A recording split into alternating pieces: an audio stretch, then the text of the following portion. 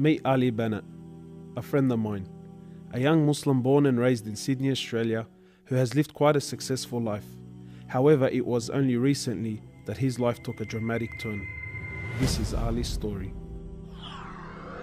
Where are you at now with your life? What's happened to you? At this point in my life, wallah, I've been gifted, alhamdulillah, by Allah, with cancer throughout my body, and I've changed my whole life to sort of helping people. Why do you call it a gift, Ali? And alhamdulillah, it's a gift because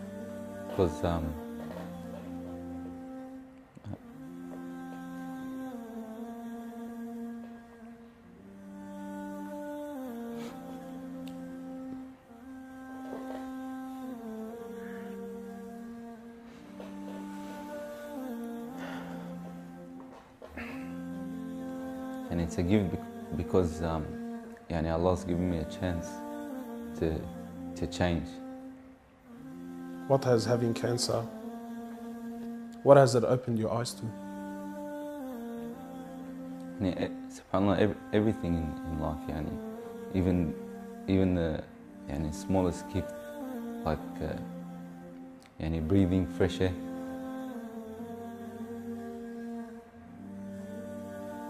Do you feel like you used to take that for granted before?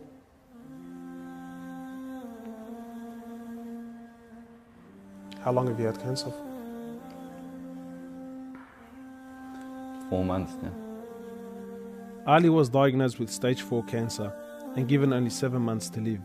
Upon finding the news, he immediately sold his successful business and was forced to reconsider the lavish lifestyle he was accustomed to.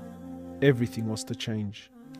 Ali, what was your reaction when you came to know you had cancer? I got rid of my cars, I got rid of my watches, even my clothes. I took them with me overseas and I gave them to a lot of people up there. Alhamdulillah. So I wanted to try to leave this world without anything. So you were on a mission to get rid of your dunya. It wasn't until Ali invited us into his room that we truly understood the luxurious lifestyle that he was living and the extent of the sacrifice that he was making. What's all this, Ali? Talk to me, explain this. It's a bracelet, costs about $60,000. $60,000? Yeah. What do you have in these boxes, Ali? They're all my shoes, alhamdulillah. Louis Vuitton? All Louis Vuitton. How much is something like this worth, Ali? They're probably about 1,300. How much you pay for that, Ali? About 700. Thongs? For a pair of thongs, yeah. So what's happening with the sunglasses here, Ali? I just like collecting different sunglasses. Yeah? I've got rid of a lot of them. I gave them to a couple of brothers in Africa, alhamdulillah. So you're telling me there's a kid in Africa that's walking around with Louis Vuittons and Can I try one of these hats on? I've only mentioned them in my talks like 100 times. You can try the red one on. It's limited edition one. Barakallah. What do you reckon else? Sheikh Beauty. Ali's interest in the dunya has left him abruptly and no longer holds a place in his heart. So Ali, what do you feel now, like when you look at this? And driving something like this doesn't really cross my mind anymore. It's not something I would want to do no more. After someone tells you, or you find out that you're sick, or you haven't got much time in this life, wallah, this is the last thing you would want to chase. And this is how we should be living our life every day.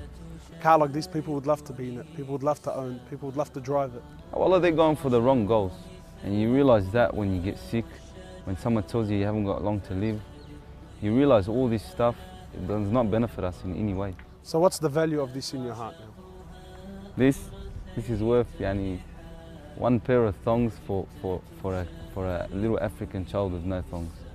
Wallahi, it's worth more than me to see him smile with a pair of thongs than own one of these. Wallah al-Azim.